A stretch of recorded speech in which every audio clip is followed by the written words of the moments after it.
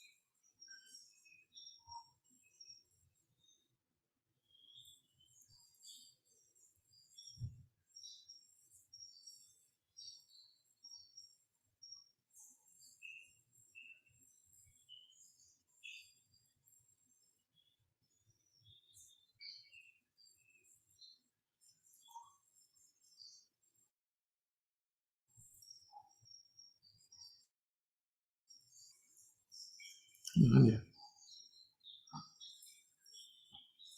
Yeah.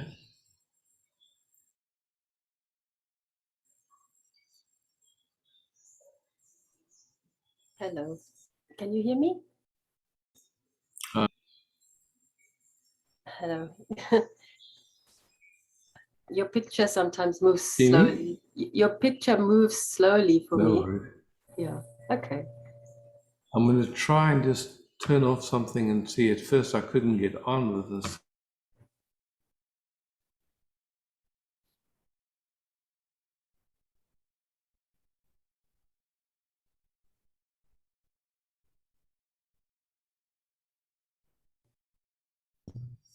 Now it's frozen.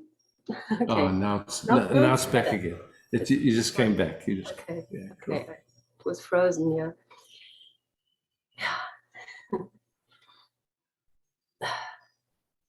this highly emotional was what you were saying. Here, the day has just started, so Sure. can't say the day was emotional, but the night I was almost not able to sleep. There was so much moving around in my system. And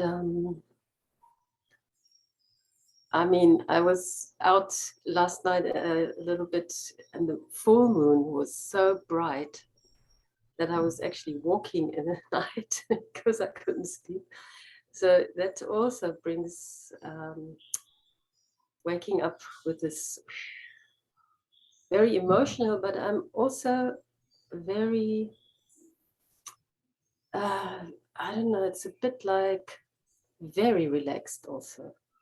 At the same time, yeah, it's Really, interesting. it's Yeah. almost more than when I don't feel these emotions. I mean, I feel more relaxed now because so much is happening that I can't even make a plan, which is for me huge. I wake up and there's this plan, how it should be and how it should definitely not be. And generally, there's lots of things that shouldn't be. And so today it's like,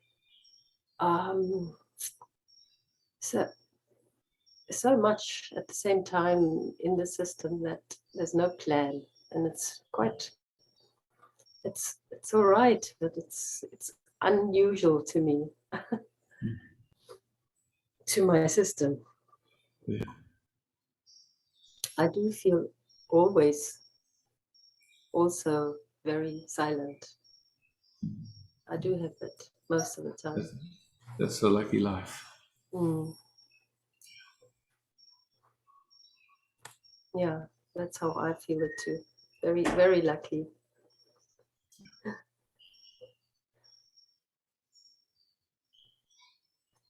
And a huge thing that is always there is, funny enough, it's always this feeling that something in my body should be different. You know, like I have asthma and the allergies in my lungs. And it's like I do feel lots of symptoms that worry me often because I don't take medication. I just don't. and and there's always this tendency to focus on that, what is not okay. Yeah. At the same time, even watching that, but it's really strong.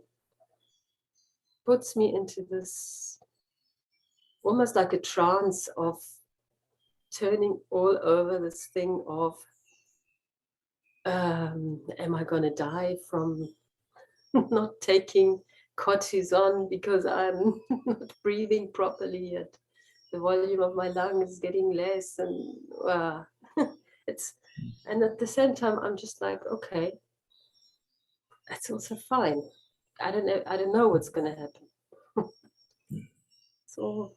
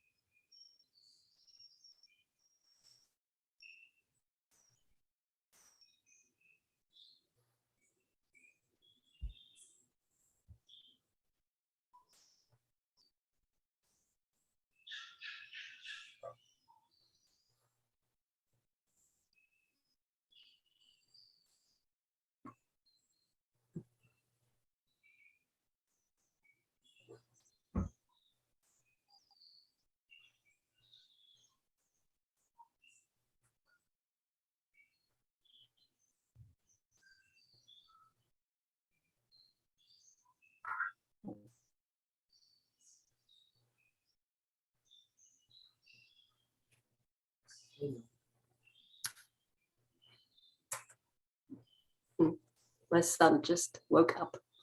Oh, cool. He's already 17 now. God, oh. And he generally goes to bed at 3 at night when it's weekend.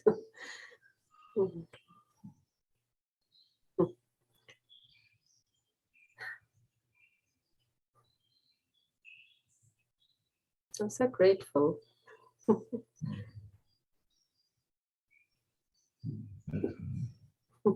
Thank you. Sure. Oh,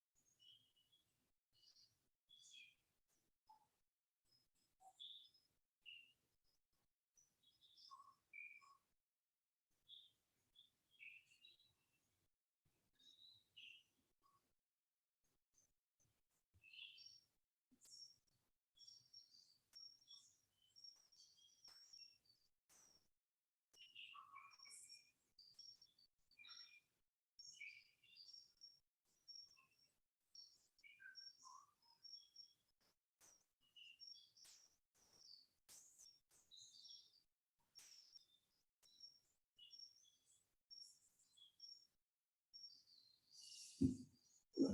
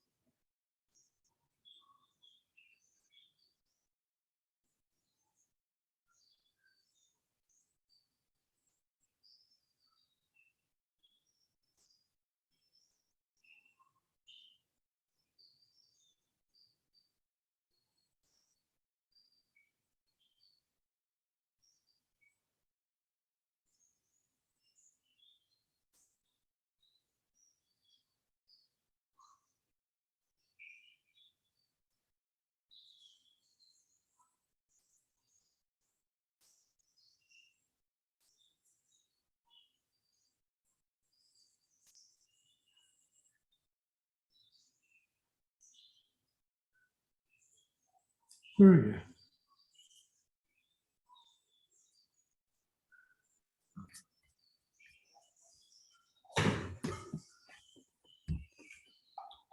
evening. Hi, Maria.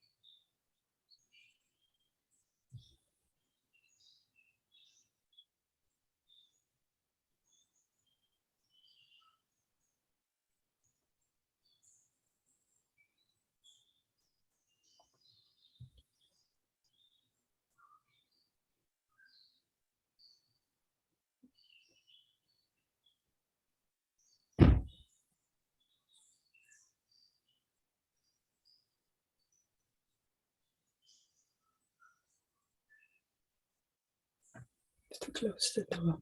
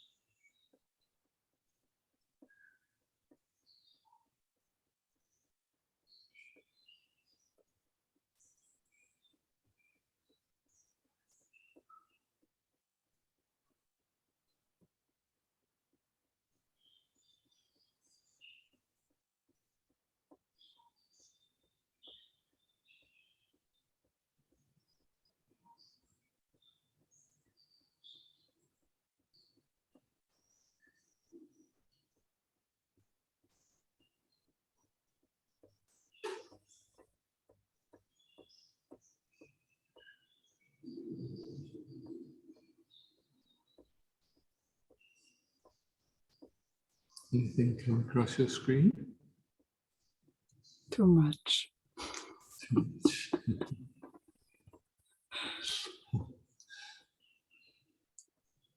But it's not the only one. It's also gaps of quietness and feeling the body different stage.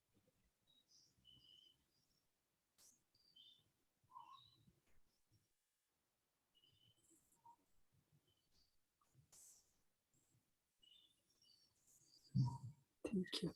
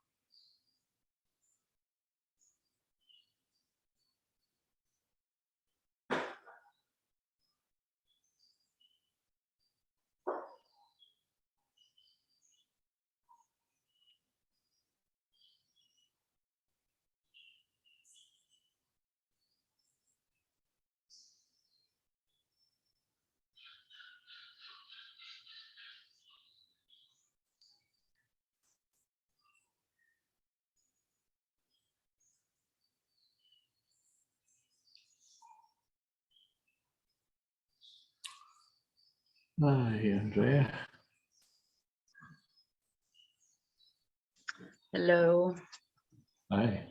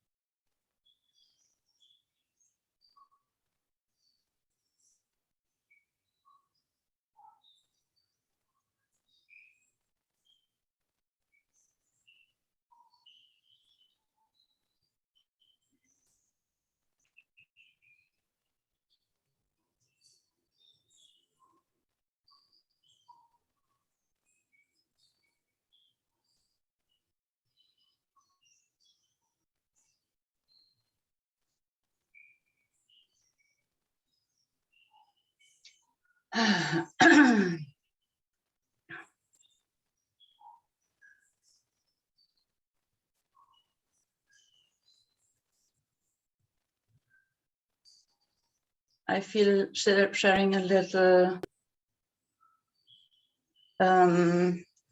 event from my life, from my recent life.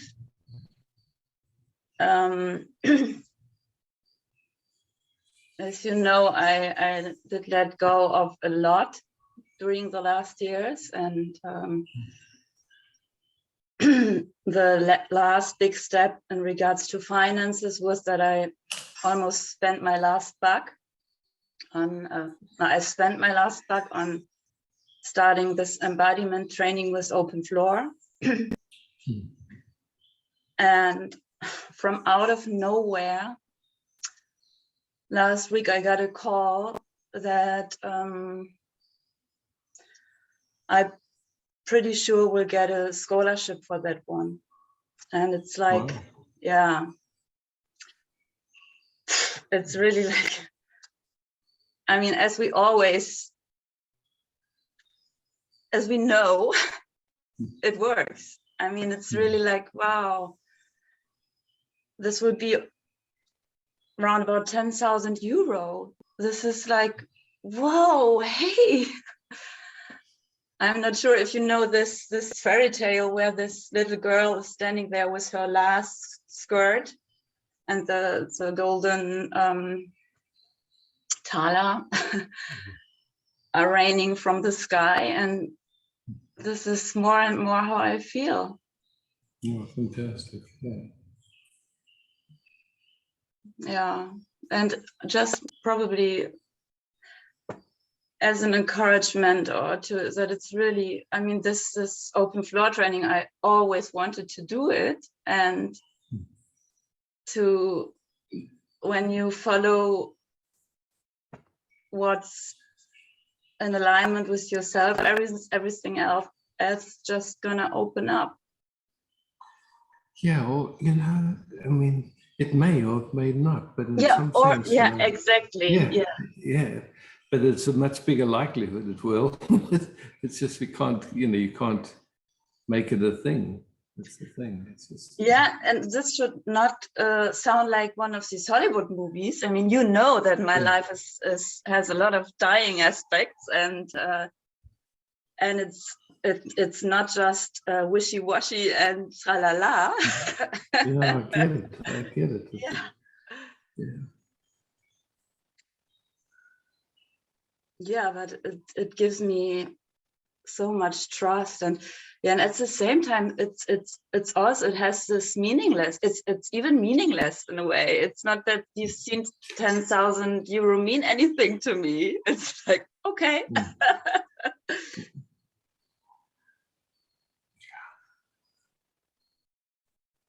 Yeah.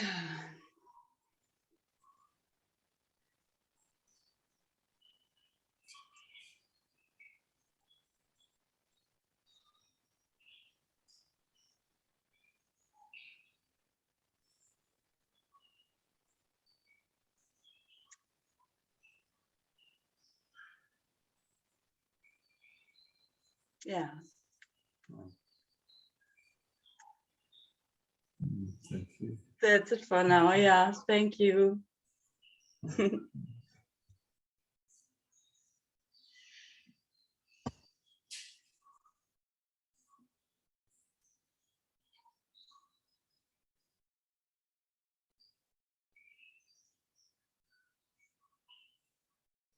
Eddie.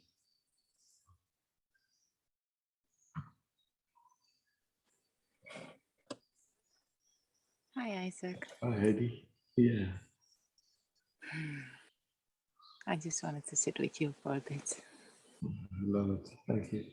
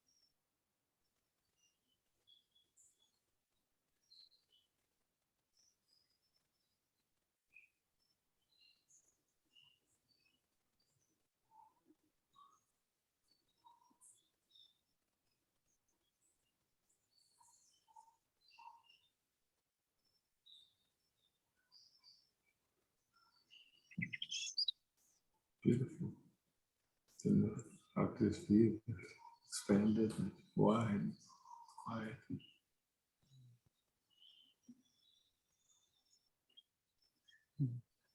Thank you, Isaac. Yeah.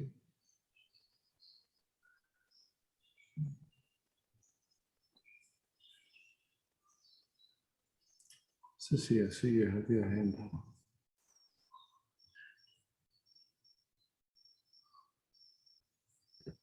Yes, so I'm gonna take that down. Oh, oh shit. Lower hand. Oh, lower. Mhm. Okay, I don't understand. Yeah, okay. Yeah, hi. Bye. Hi. Well, it's a beautiful day here in Amsterdam, so I'm glad. There were some tears when I tuned in. Since I think 3 years, I have a relationship like polyamorous. How do you call it in English? Polyamorous, Not yeah. Yes, polyamorous. Yeah. Yes. Polyamorous, yeah. And I always thought that's nothing for me, but I discovered the last 3 years that I can love more people at the same time. How So beautiful. yeah, it is beautiful, and it is not always easy, but it is challenging, but I feel this is so great. But I have this boyfriend and we love each other, but we have the agreement that life is free. So everything what happens in life, there are no restrictions. Of course, safety in sex,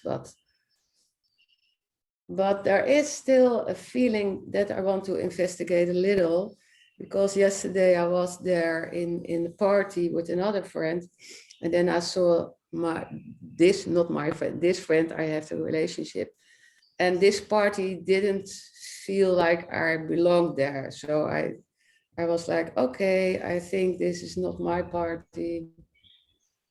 And then he kissed me and he said, oh, that was a quick visit. I was like, yeah, bye.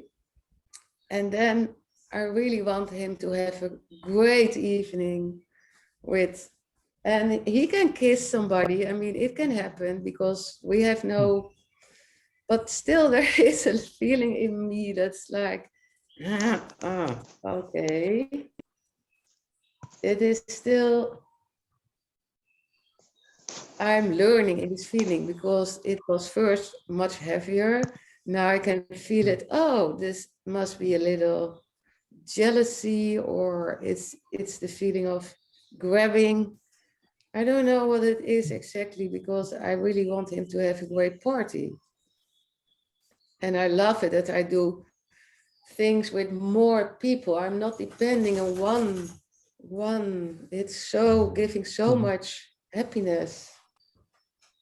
But what is this feeling when I'm leaving the party and he's there? I'm like, that's still. You know, I don't know if you really need to name it, Sissy. I mean, honestly, it's all you noticed is there was a feeling. Yeah. And to me,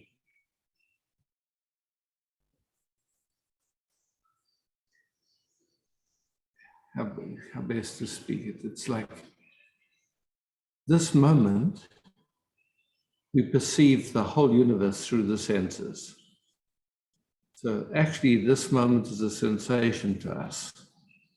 Usually that sensation gets interpreted through our conditioning and through our trauma, and then we end up with a perception or a feeling.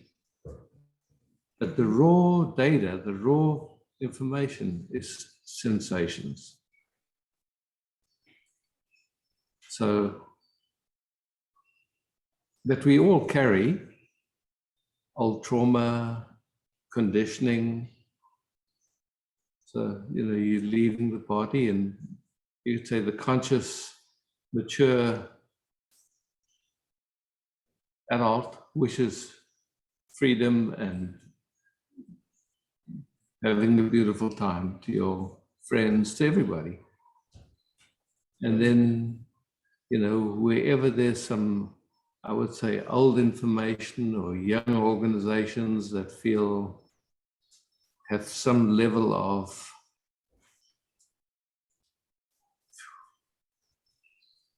this old information of feeling left out or not good enough or who knows what, that start to vibrate, or it just comes in. But the beauty is it's noticed. And if it can be noticed without needing to do anything about it, without making it mean something about you, without making it mean that there's anything wrong, it's just information, you could say. And it sounds to me like you were able to leave and honor your feeling, this is not the place for me right now. How beautiful. You didn't stay just because of that feeling. You left, you went on your way, you did your thing. And that feeling was, whatever it was there. And what's left of that feeling in this moment, right now? Just, you can describe the sensation. It's when it's a construction here in the valley. Yeah. I think you are right. This is an old feeling of something like, left alone or way below. But this morning I was walking with my dog in the nature, nobody there, the sun, and I was like, I'm so happy. This is, I think this is an old information, old feeling, and in the past, and it doesn't need to be solved or fixed or anything like that. It's just okay. And the truth is, we never know where it comes from. It could even be that you were feeling this friend of yours that was somehow sad that you were leaving. We never know. No, that's true. The resistance to the feeling, that's where only the difficulty comes. Yeah, that's where the difficulty comes. Yeah. That's the only thing. Yeah. Yeah. So I can ask him, did you kiss somebody? But that is really not, he can. The point. That's not the point at all. Yeah, exactly. No. Yeah.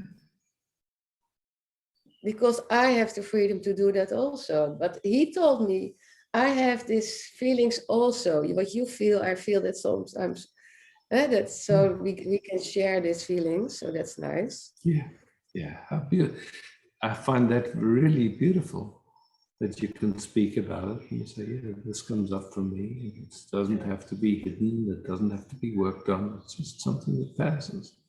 Yeah. Comes, it goes. Yeah. And there's an interest in meeting unconditionally, just as love, just really wishing each other well. It's beautiful. It's really beautiful. Thank you. Yeah.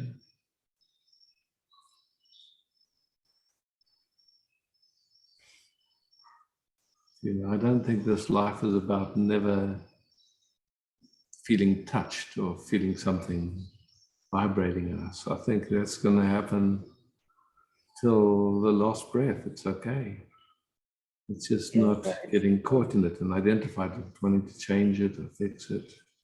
Yeah, true.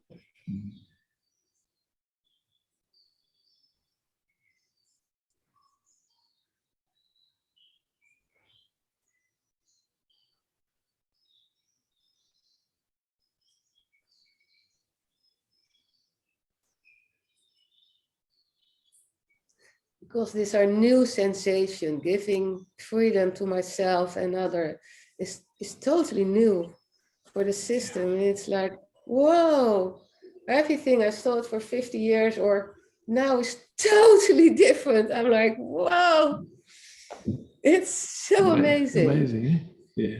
Yeah. I can survive, even if he has another girlfriend. I survive. It's okay. It's really, Mm.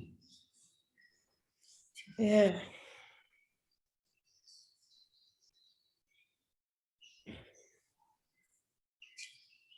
You know, it's like how it seems to me, at least, is that the interest is in living as unconditional love rather than as trying to grab on. So the priority has shifted. And Yeah. of course, it always brings up other stuff, no doubt. But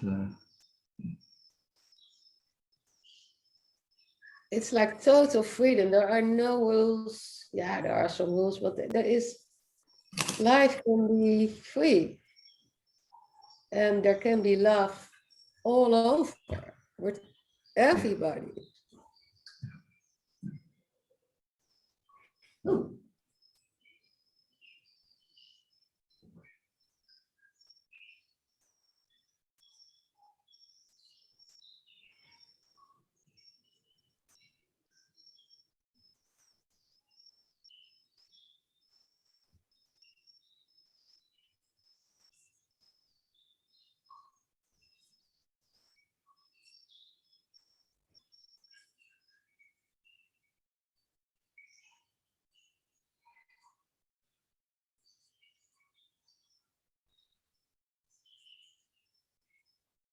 you know, how it seems to me is that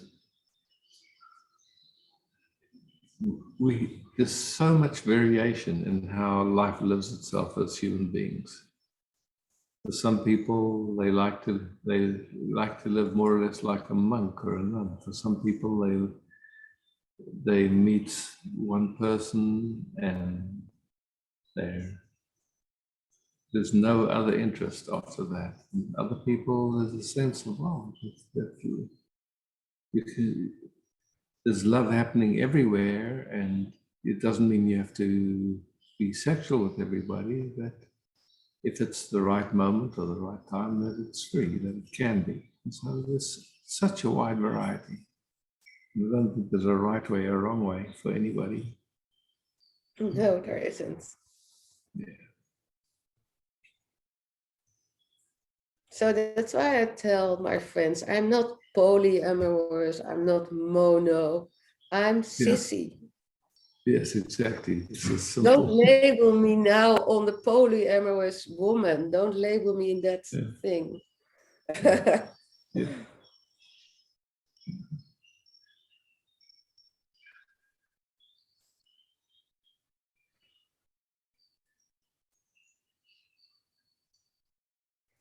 Sometimes life is so funny because then people ask me, how do you do that with two men? How do you arrange it?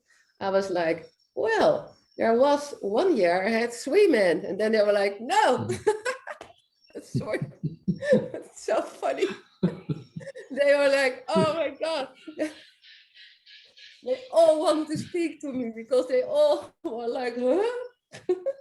Yeah, it's interesting to people. Yeah, they want to. Funny. It's curious. Yeah. Yeah, curiosity, yeah. Yeah, for sure. Yeah.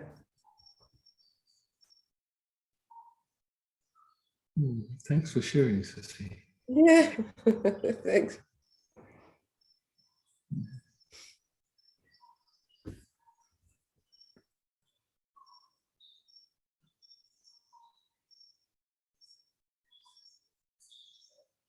Lily.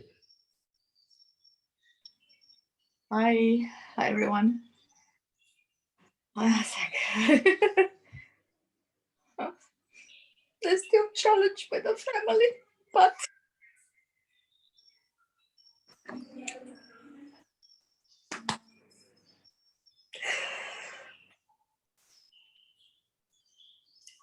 That's what it looks it's not like. bad. The challenge isn't with, it's not the challenge with the family, it's the challenge with what comes up in you. Yes. You know.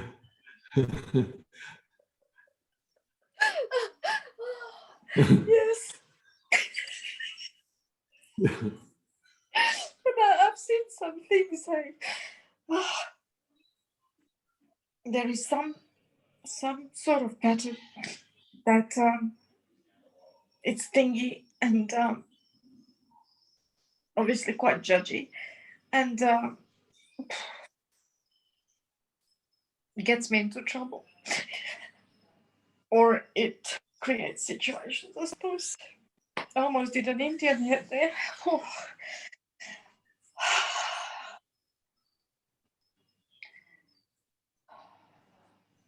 Thanks for listening. Okay. Yeah, so here we are. Yes. And in this moment right now, there's emotion. Yes. No problem with that. Yeah. No. And thinking is trying to solve it or trying to figure out what's going on. Yeah. Well, I kind of thought I can do nothing about it and just, try to stay in the heart and not feed this upset. That's a bit controlling, I suppose. Not always so easy, Lily. Upsets can come.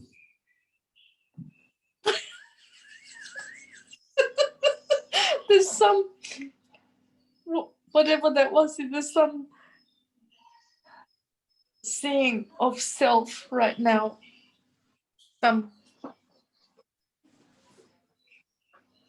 The mirror's back onto me, so to speak, in a good way. Yeah.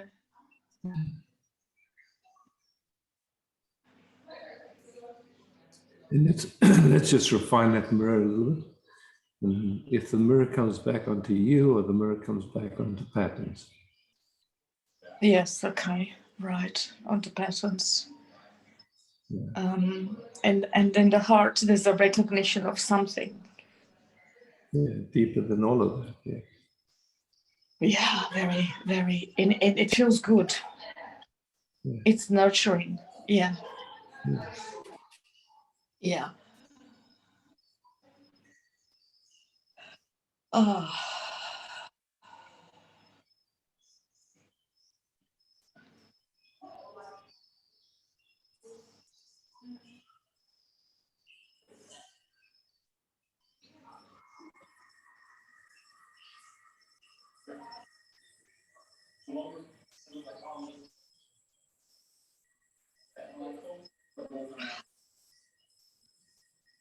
I can see a hook in this pattern where the focus wants to be on the piece. But there's a hook in there because it's trying to bring it to peace. Yeah, okay. Yeah. So, recognizing that everything, all patterns, everything that happens is happening in peace itself. Thank you for reminding. Yeah. Yeah. So it's not like, it's like in an ocean, the ocean can be wavy or it can be flat. There can be currents in the ocean, but it's all the ocean. Yeah. Yeah. Yeah.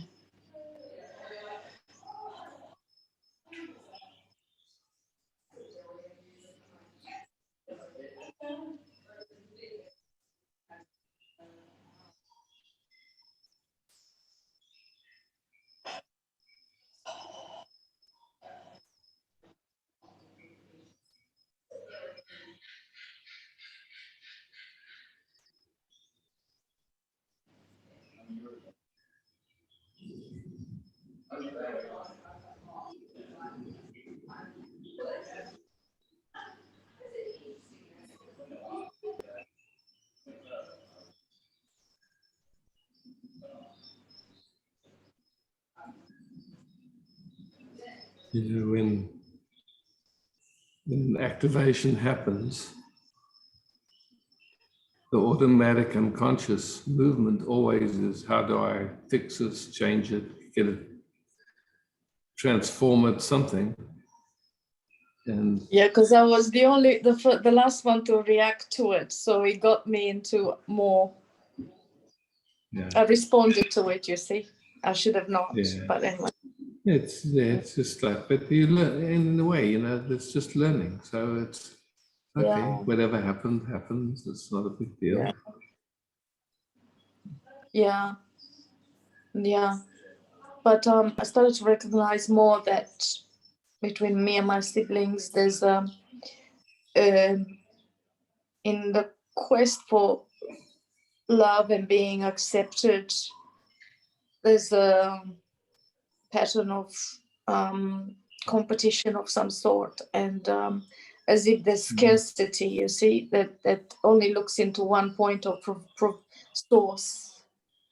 Yeah. Yeah, and there's obviously not true. Yeah.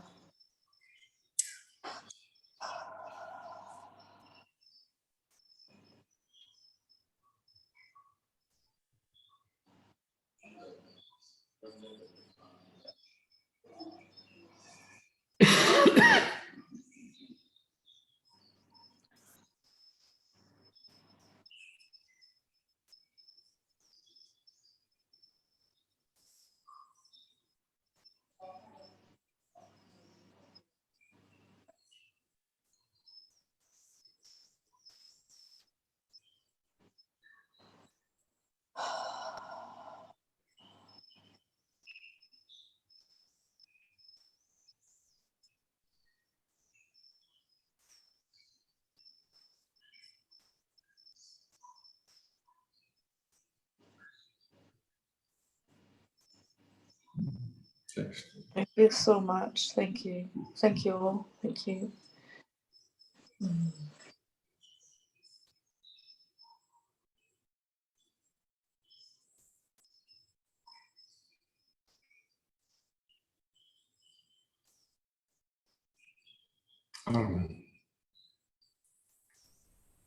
Hello, Isaac. Hi, Armin. Can I please sit with you?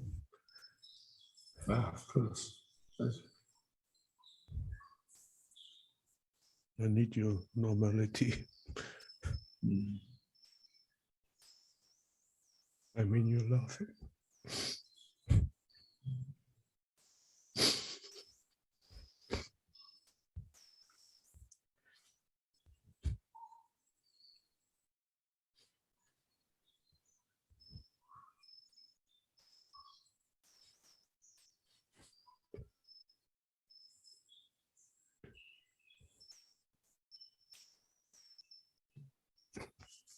Whatever's here, let it be, and it's okay.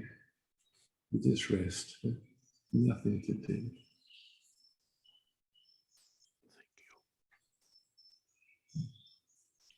Whatever touch there is, whatever's going on, it's all appearing in you. And who you are is the space of it already. So you don't need to do anything. Just, if it's possible, gently giving it space, letting it have as much space as it wants.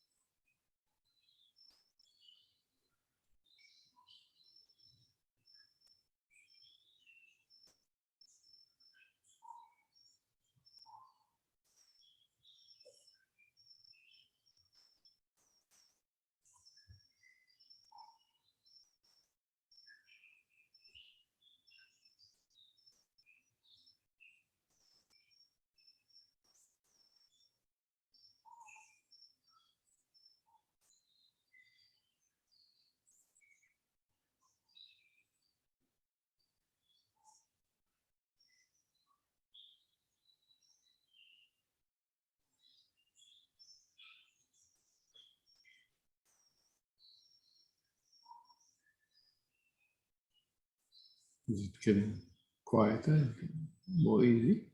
Yeah, it feels soothed. Well, good. I feel your hand on my back. Thank you. Yeah, thank you. It helped a lot. Thank you.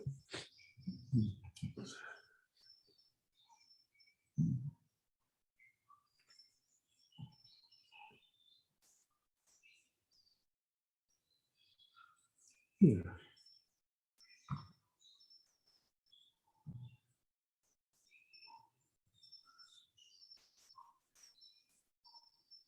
I'm here.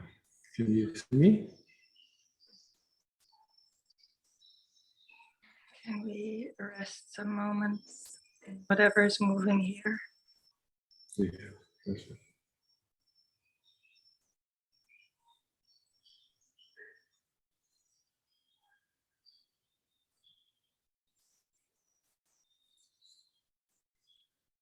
I'm just finding that balance with noticing what's moving and recognizing that it's appearing in awareness. So there's awareness here.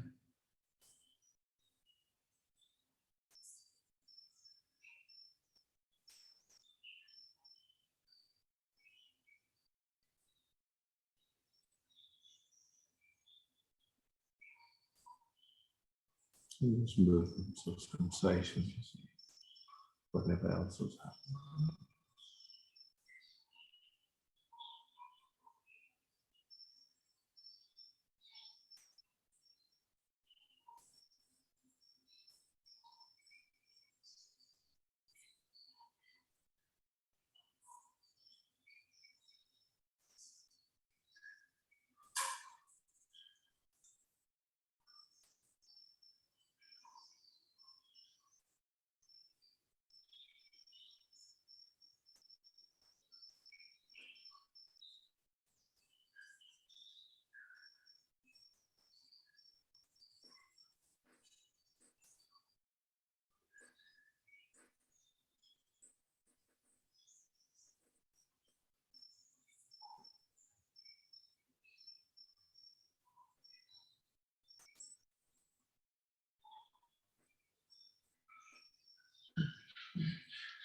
When you rest like this, what do you notice?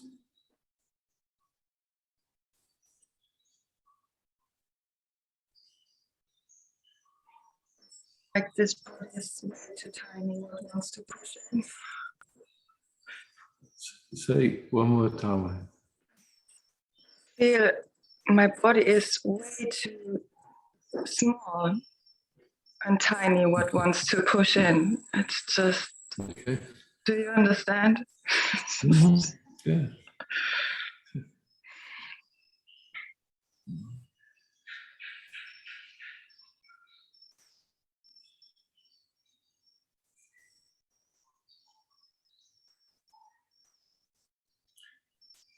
You know, and it's just to recognize that even what we call the body is appearing in awareness. It's like, it's not that the body has to contain awareness or it has to contain everything. It is already held in awareness.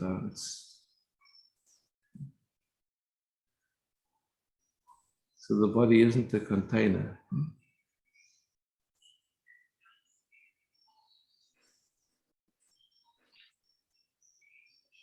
But, you know, there's a story from Ramana's life where someone was asking him because Ramana's head would shake. And they said, well, how come your head shakes like that? And he said, you know, a hut is never the same after an elephant has been inside.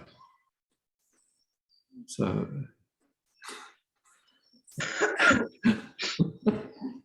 yeah. Oh, yeah.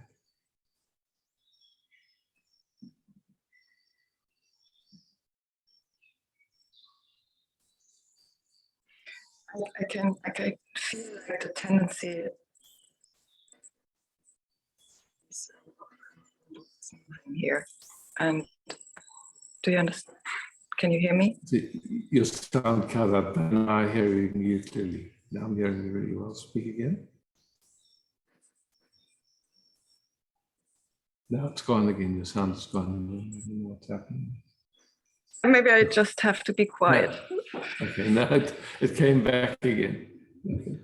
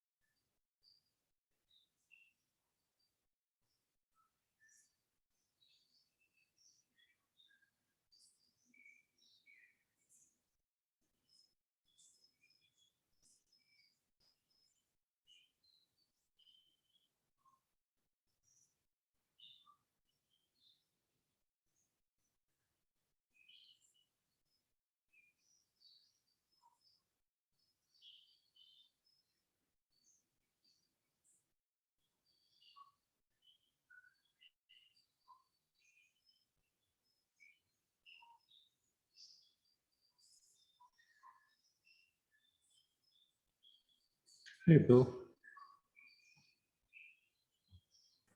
Hi, Isaac. Good, man. Can you hear me? Yes, I hear you. Perfect. Can you see me? Yep. So I'm wondering, like you've been into the spiritual thing for like decades now, and I'm wondering if like you've found if there's a permanent end to suffering or any sort of esoteric knowledge about what happens after death or something like that. Because I mean, if it seems to be like the way you're talking now, it's more like just coping now in this life. But it seems like, well, if we're going to get recycled next life or something like that.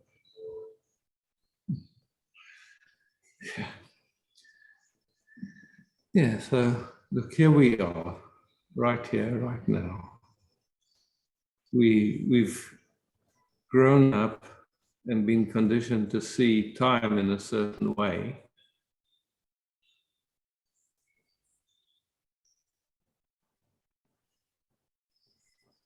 But time isn't really like that. So, you know, we see it as like a consecutive series of events or something like that, yeah?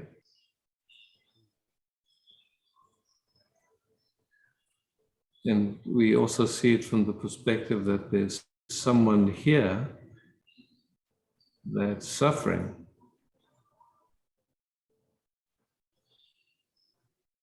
So when we start to explore and we look, okay, right, where is that someone that's suffering? Right now, just simply hanging out together, where is that someone? You know, another way of asking the same question is, who are you actually? Thoughts come and go, so you can't be your thoughts. The bodying activity is changing every second, so it's not possible with you, the body. Feelings come and go, experience is constantly changing. The sense of I also comes and goes, because when we go to deep sleep, it's gone, right? But that doesn't matter if we've suffered once or there's been suffering once, then what's going to stop it happening again?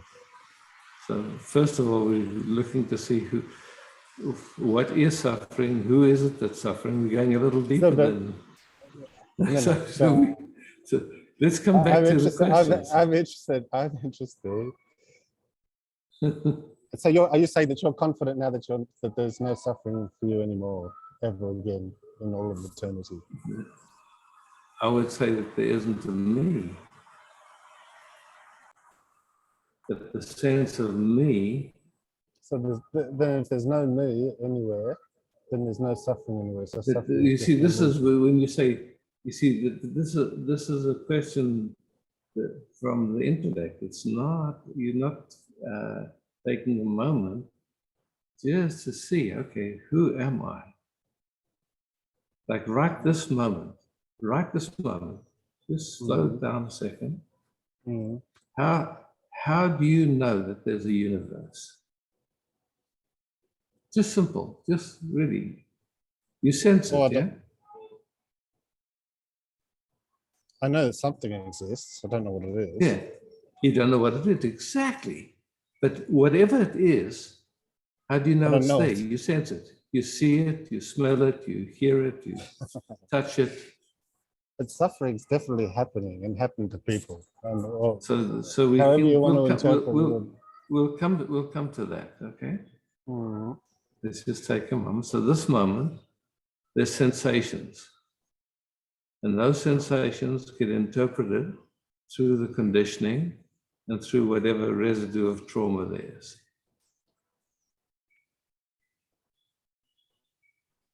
But all that there is in this moment is sensations, and then automatic unconscious responses to those sensations. Okay, so is that ever going to stop permanently? The responses to the sensations. Because they happened once, what's going to stop them happening again some time in the rest Does of it the even matter if it happens? I'm pretty sure most people don't like abject misery. Yeah, so every time that happens, there's an opportunity, you could say, of just being present to it. So it's not a question of, the moment there's this idea of trying to stop anything, then you're not just right here. All you're right, meeting so then, the moment. Yeah, you're meeting the moment with an agenda. And the moment you meet the moment with an agenda, that's the same thing as like an expectation or something like that. It stuffs the whole thing up. So can we permanently not stuff the whole thing up? So then it comes back to the question is who would do that? You know, like say, if there's an automatic unconscious movement going on, by definition, when it's automatic and unconscious, who's doing it? So can it be permanently conscious? What is conscious is conscious. And Yeah, within that, it just feels like avoiding the question a little bit. No. Are you confident? No. Are you confident that you, Isaac Shapiro, or you, whatever you, if you're consciousness or God or whatever you think you are you confident that you're never going to suffer again? It's like we have a different paradigm of looking at that. So it's, you know, it's like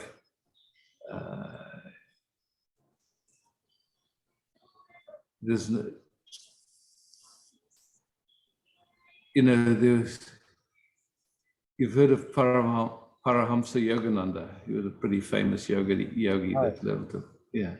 Anyway, he went to go and visit Ramana Maharishi where Ramana was living, and Ramana was like kind of how his expression was. He didn't talk much. He was just sitting there, kind of radiating in a way. And Paramahamsa Yogananda went up to him and said, how do we assist all these people who are suffering to come out of their suffering? Oh. And Ramana answered very succinctly. He said, find out who's suffering. Yeah, I think that's avoiding the question. I mean, if suffering happened once, what's to stop it happening again? I mean, it's not a question. Unless you want to say that there's never been any suffering. But so when you wake up from a nightmare. All right. So you think you can permanently wake up from a nightmare? So once you see that it was a nightmare, you have to involve yourself in it again. You recognize it was just a bad dream. And just by virtue of waking up, that dream doesn't exist anymore. Okay. So they're great questions, but you know, the thing is, the questions come and they come from a certain paradigm, from a certain perspective. And it seems like as long as that perspective remains unexamined, the question is going to remain. And so there doesn't seem to be. That means that you're saying that you, Isaac, are permanently never going to have that negative perceptions happening again. What is it that you call Isaac? Yeah. So, all right. And we've got one other question. Have you experienced, Ramana Maharshi talked about the right side of the heart. Have you experienced that, Amrita Nadi or whatever it is? It's, you know, words point to something, and I would say it's when your mind gets involved to see if I'm trying, am I experiencing what somebody else spoke about? You've really lost it. Well, no, my experience is that when you have a certain understanding that homogeneity thing should happen like physics, like it's inevitable. So it makes me curious if you've experienced it. And From nobody where seems you're to talk looking, about it seems, from where you're looking, it seems like that.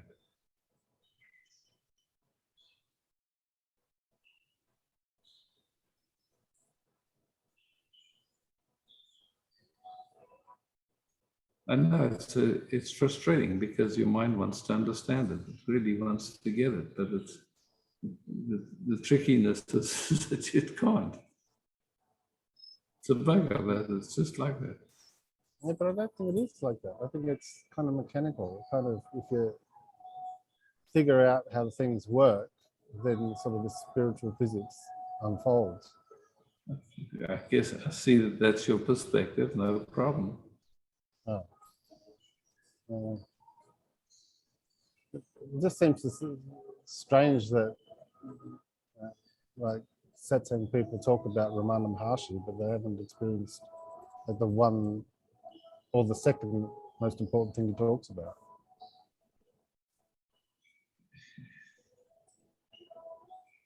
You know, there's a deep knowing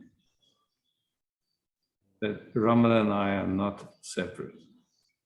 Ramana literally means the indweller of every heart. That which is seeing through those eyes.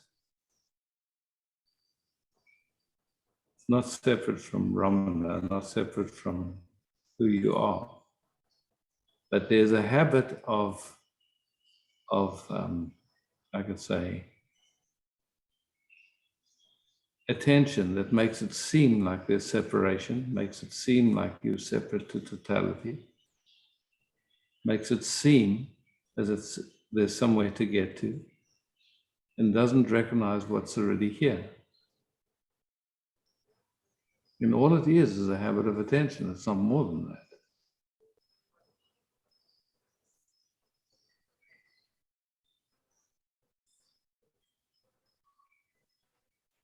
You sure that seeing yourself as being Ramana is not also a habit of attention? A way of thinking, like so there's a sense of separation at this moment for judging, like listening to how the questions are coming. So that sense of separation, when you go to deep sleep, it disappears, right? In deep sleep, you don't have any sense of I am separate or I am anything for that matter. Yeah. Right. It's gone. It's gone. Right. So then waking up happens, and then when waking up happens, like usually there's a habit that kicks in, right? When waking kicks in, where am I? What's going on? Whom am I upset with? What do I have to do today? Yep. These habits of thoughts, which produce a sense of being located in time and space. Mm-hmm. Those thoughts, if those thoughts stop, even for a moment, it's just there's nothing here. Right. I don't know if you've ever experienced that for a moment or had that, Yep. Yeah. So we can see that once those habitual thoughts are playing and running, there's a certain sense of life that seems very real.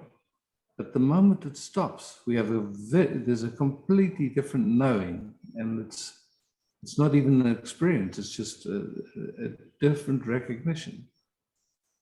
So even while those thoughts are running,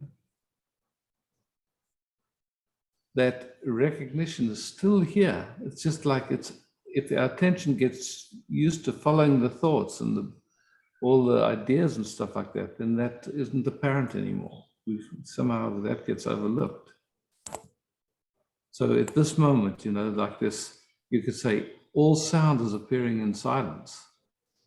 And if we focus on the sound, we don't notice the silence at all because the sound is louder. So this whole universe is appearing in space. If we focus on manifestation, we don't notice the space at all. So if you look at what Ramana's invitation is, says, no matter what appears, if you ask yourself, to whom does it appear? The answer has to be, it appears to me. There can be no other answer. And the question, who am I? It's not an intellectual question. It's just redirecting attention to awareness, to that in which the sense of I arises, to that in which everything arises. So we habitualize to being focused on the content of awareness. That's the habit, automatic, unconscious, without, it's just like that's how we've been conditioned. So there's nothing wrong with it or right with it. It just gives a very different sense of the moment, that's all. Which includes then the sense that there's someone that's suffering.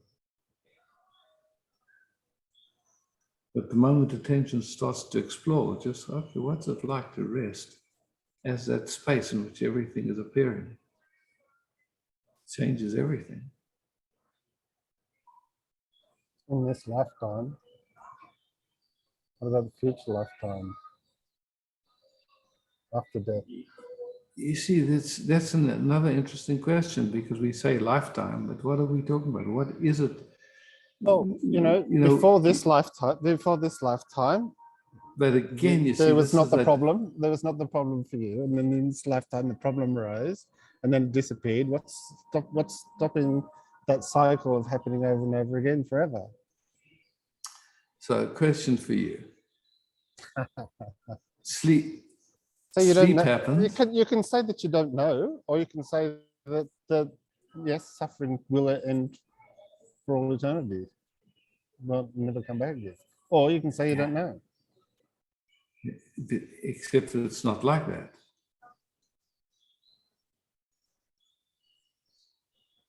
Oh, suffering appeared once. There's a conviction here, and there's very little willingness to look where I'm pointing. So what to do? Well,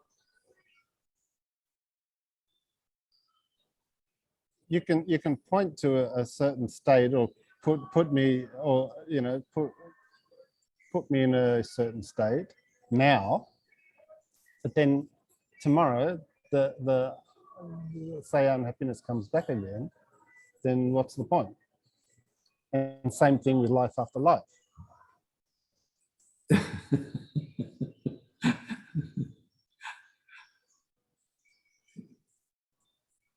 We're here.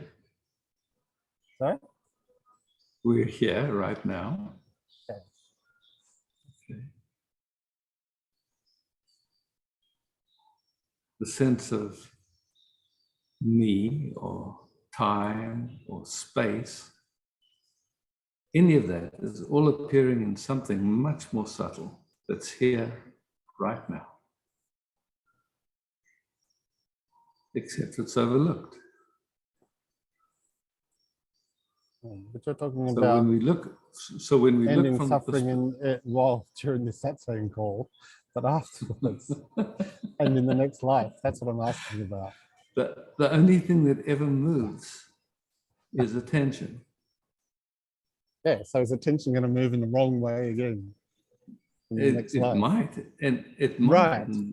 So you say no problem with it moving, and no problem with so-called suffering appearing, if in that moment inquiry appears. So then it becomes, you inquire until nothing appears. But you can never say if that will happen anytime, and it doesn't matter if it does happen. That's the whole thing. It's just not. It's not a relevant question. The whole point of the spiritual quest is to end suffering, isn't it? Otherwise, we wouldn't bother.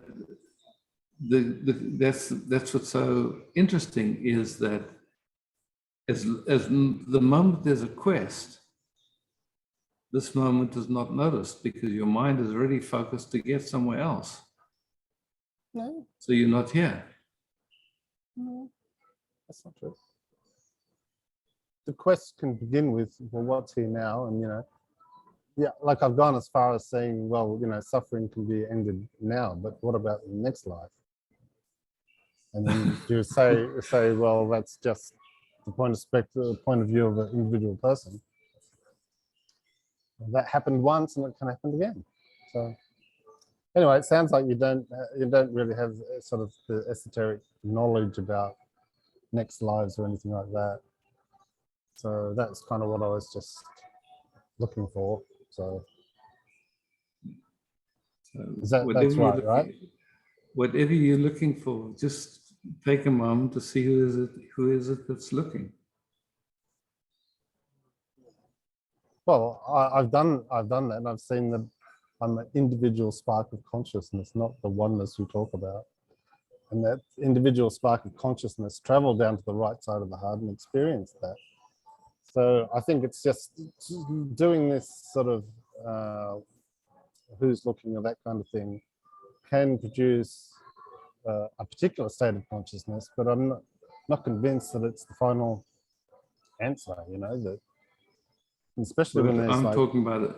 What I'm talking about is not what I'm talking about is not a state. What you're talking about is a state. Yes, it is, because you can't tell me what I'm talking about. I can tell you what Papa G told you, you've got the jewel or something. I forget what he said. And now you're saying that, oh no, it wasn't a change of state at all. No, it's a recognition. It's a recognition of what's beyond all states. That recognition is a change of state. You see, you hear that, you hear that from a perspective, but it's not. It's hearing it through a filter. It's not a. It's like that question. Who am I? Is not a question for the mind. It's not a. It's not a mental understanding. Agreed. It's a recognition of that in which the sense of I appears. So the sense of I isn't really a problem.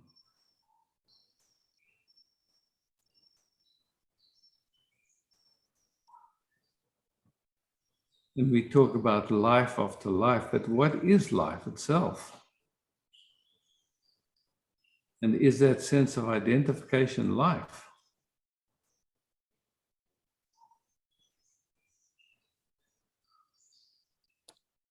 And then if we start looking at that, we go, okay, so identification happens, but what is identification? Who does it?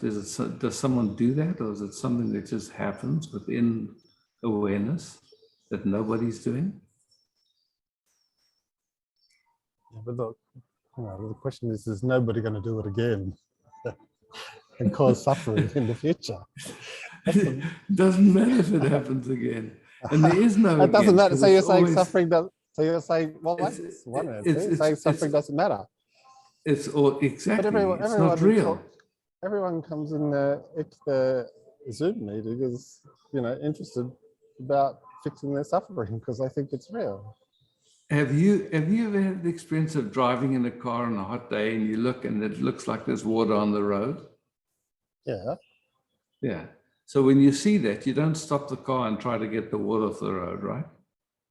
You go, it's an illusion. Yeah. But what stops the and you illusion don't, coming and you again? don't have the, Another sunny day comes the next day, and then let's see the water on the road again. And you see it again, but it doesn't matter that you see the water again. So you're saying suffering doesn't matter. So you're saying suffering doesn't matter. Yeah.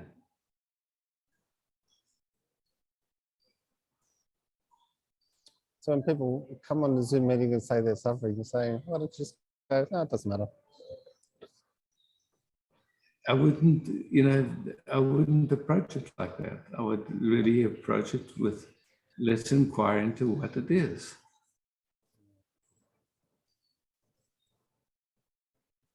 Let's see if it's real. Yeah, but if someone says to me, "There's water on the road," you want to see. If someone says to me, "There's water on the road," I'll say, "Look, see if you can drink it. See if it's real." But then we don't have to be concerned with getting rid of it. In this lifetime, what about next lifetime? See what a lifetime is. Huh? a lifetime, whatever, embodied somewhere, I suppose. Yes. We became Who embodied is- this time. What's stopping and next and time? then who? See, because the What? implicit claim, like Buddha says that you can like end suffering forever. Didn't really prove it or explain how it works. And I'm just curious if you can explain how that works, but it seems like you don't really have that Well, esoteric I'm sorry. future I'm life sorry stuff. that you can't hear what I'm pointing to. Yeah, I hear what you're pointing to, but it's not what I'm asking. Yeah, because somehow there's a fixation that you want the answer to fit into your Well, or you want your the fixation, paradigm. or you want it to fit into your paradigm. No, I'm saying that your paradigm is actually faulty. It's a myth. What, that suffering exists? Okay. No, first of all, that there's lifetimes, Well, do you know that there's no life? and that there's a you that has the different lifetimes.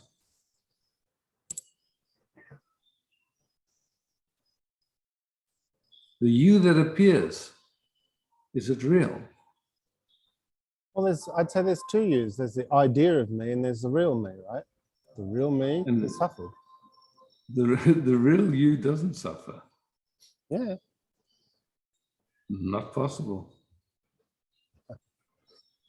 So only unreal users have ever suffered. Exactly. Oh, okay. Wow.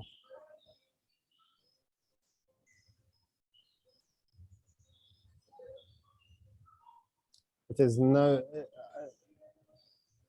an unreal you doesn't exist because it's unreal. Exactly. I Exactly. mean, suffering exactly. doesn't exist.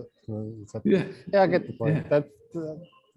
That's I get that point. That perspective. Good. Sit with it. See how it lands. See how it percolates through. Feel free to come ask again, or not. All right. Thanks.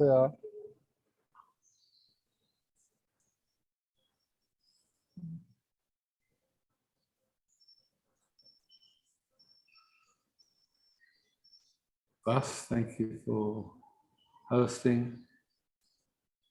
Thank you, beloveds, for showing up.